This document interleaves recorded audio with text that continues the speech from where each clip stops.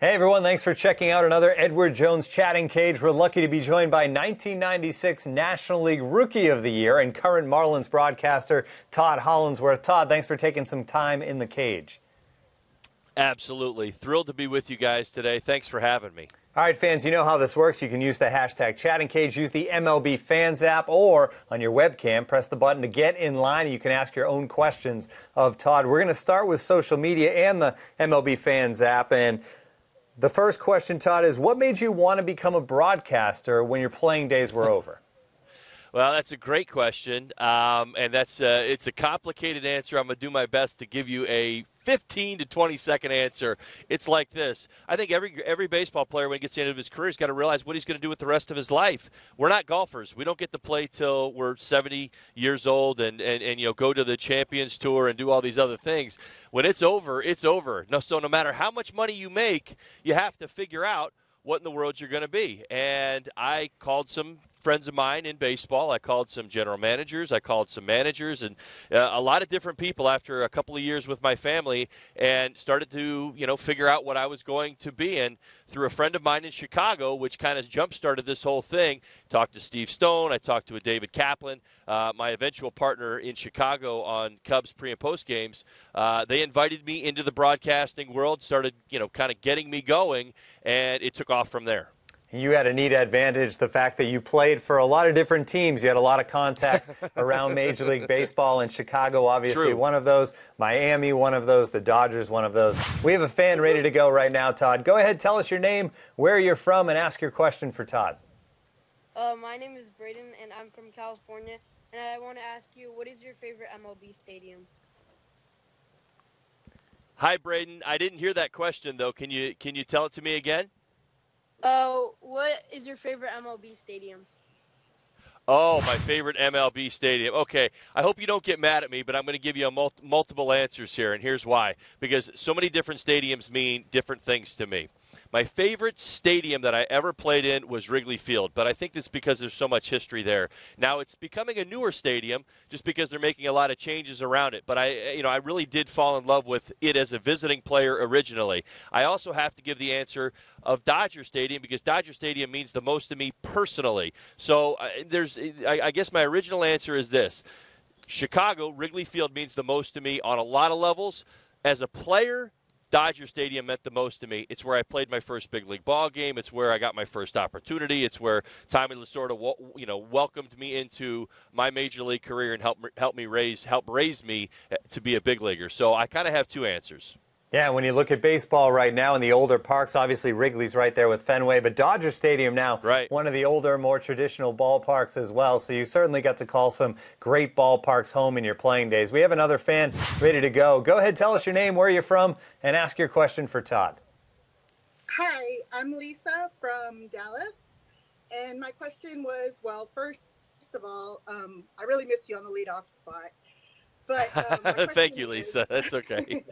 My question was, do you miss Chicago, or is Miami your new favorite place? That's a great question as well.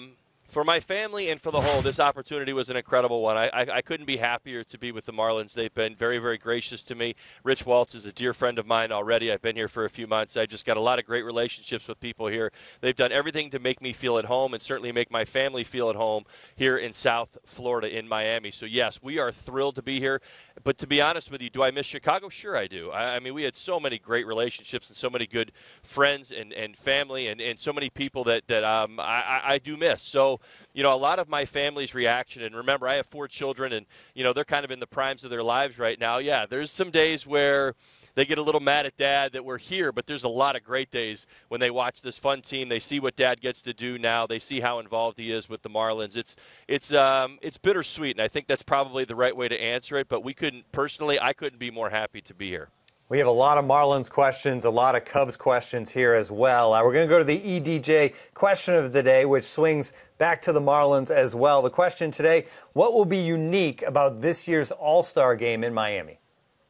Oh, what will be unique? Well, I think just the South Miami style and flavor that's going to probably be a big part of this. I also think there's a great opportunity with a few of these Marlins players. And maybe that's the thing that I would say, first and foremost, maybe even better than my original answer would be this. The fact that this Marlins team has a few players that I think are potentially going to get a lot of attention at the AllStar game that maybe they don't get because, number one, the team isn't winning nearly as much as they would like to this year. But that they haven't really been on that stage. I'll use Justin Bour as an example. I think people are just now waking up and starting to see what Justin Bour is really all about and how much power this young man has. He's having an incredible start, and he's got a great opportunity to be at the All-Star game. He's got to keep it up, but I think that's part of it. Maybe a Christian Yelich, Marcell Ozuna, Giancarlo Stanton. I mean, Dan Straley, for crying out loud. I mean, I just gave you 5 great names right there, and I think all of them could potentially be All-Stars. Yeah, we need a full, healthy season from Justin Bour, that's for sure. 11 homers in the month of May. He has been tremendous for the Marlins all spring long so far through 2 months of the season. We have another fan ready to go. Go ahead, tell us your name, where you're from, and ask your question for Todd.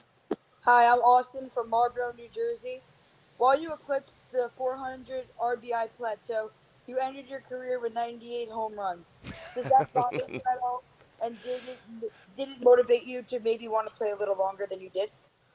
That's a great question as well. It's funny that you even noticed that. I get asked that question a lot. It doesn't bother me. I don't know. I wasn't an individual who was motivated by numbers. I guess I was more motivated by accomplishment. And I know that in some ways that's kind of some people will say that numbers are recognition of accomplishment. But for me personally, I guess I won the World Series, and I thought that was a really cool thing. I so desperately wanted to go to an All-Star game one year. I mean, maybe had a couple shots at it, but I broke my leg a couple times. It didn't work out that I ever got there. I ended up winning the Rookie of the Year. Like, things like that actually mattered to me, and I think it's probably a little bit more of my personality than numbers themselves. And I think, when people ask me that, hey, listen, you had 98 home runs or 99 home runs, and, why wouldn't you, play another year and get 100? I don't know. It was more important for me to be there for my wife and for my 2 sons at that time in my life, and I'd already played a good 12 years, and I was very satisfied. I also understood that I knew that I had another life to live as well, and it's kind of led me to what I do now in broadcasting. So to answer your question, I'm just not a person who was like overly motivated by, plateaus with numbers. I think I was more about accomplishing things and maybe winning trophies. That mattered more to me. You've mentioned a lot of the teams. The Dodgers, obviously, Rookie of the Year there. The Cubs, some good time winning the World Series with the Marlins. Overall, you played with 8 teams, Todd, and that brings us back to social media. Ralph23 wants to know, all those teams, all those teammates, who is your favorite teammate?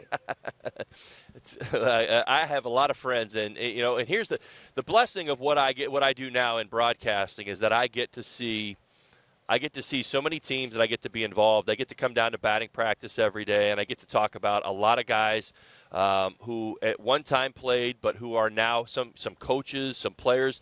I use the Arizona Diamondbacks as an example. I mean, like, people don't know this stuff. Like, the president of the Arizona Diamondbacks, Derek Hall, worked with me when I was a Dodger coming up. He was kind of doing what I was doing way back when I was a Rookie of the Year.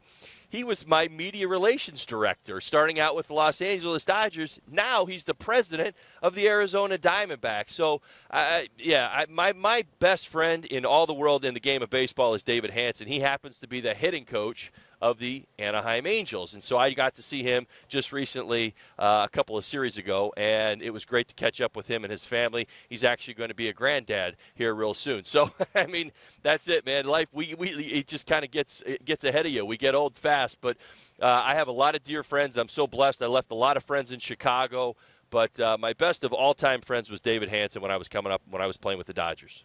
Very cool, and I'm sure as a broadcaster gives you a chance to see a lot of those familiar faces from the playing days and just kind of traveling around the league and seeing all the different teams and cities. And we have another fan ready to go in line. Go ahead, tell us your name, where you're from. It looks like you're near the water there, and go ahead with your question for Todd.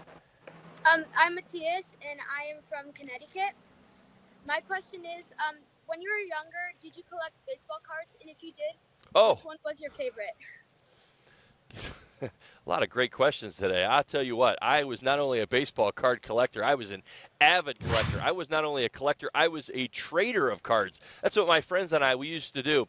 when I was younger, see, now I'm in my mid-40s, so when I was about 30 years ago, all we had a lot of times were the baseball cards. We didn't have television the way that it was. We didn't have baseball games on TV every day.